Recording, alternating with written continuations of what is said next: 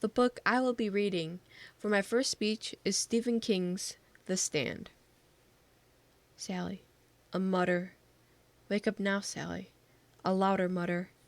Leave me alone. He shook her harder. Wake up. You gotta wake up. Charlie. Charlie's voice. Calling her. For how long? Sally swam up out of her sleep. First, she glanced at the clock on her night table and saw it was 2:15 in the morning. Charlie shouldn't even be here. He should be on shift. Then she got her first good look at him, and something leaped up inside her, some deadly intuition. Her husband was deathly pale. His eyes started and bulged from their sockets. The car keys were in one hand.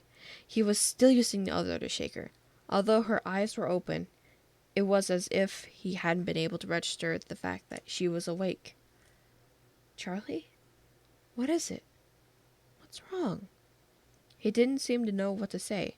His Adam's apple bobbed futilely, but there was no sound in the small service bungalow but the ticking of the clock. Is it a fire? She asked stupidly. It was the only thing she could think of which might have put him in such a state. She knew his parents had perished in a house fire. In a way, he said. In a way, it's worse. You gotta get dressed, honey. Get baby Love on. We gotta get out of here. Why? She asked, getting out of bed. Dark fear had seized her. Nothing seemed right. This was like a dream. Where? You mean the backyard? But she knew it wasn't the backyard. She has never seen Charlie look afraid like this. She drew a deep breath and could smell no smoke or burning. Sally? Honey, don't ask questions. We have to get away. Far away. You just go get baby Levon and get her dressed. But should I... Is there time to pack? This seemed to stop him, to derail him somehow. She thought she was afraid as she could be, but apparently she wasn't.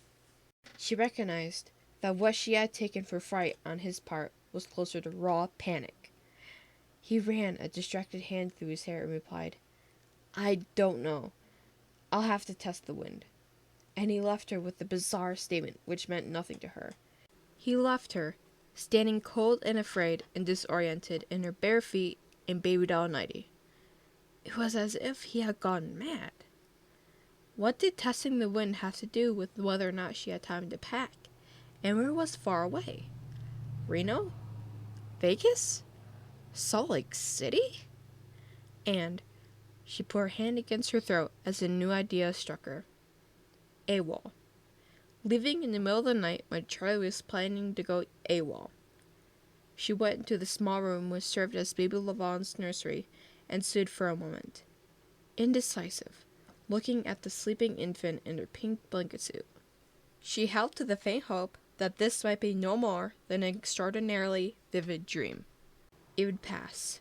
She would wake up at 7 o'clock in the morning, just like usual, feed baby Levon and herself while she watched the first hour of the Today Show, and be cooking Charlie's eggs when he came off shift at 8 a.m. His nightly tour and reservations North Tower over for another night.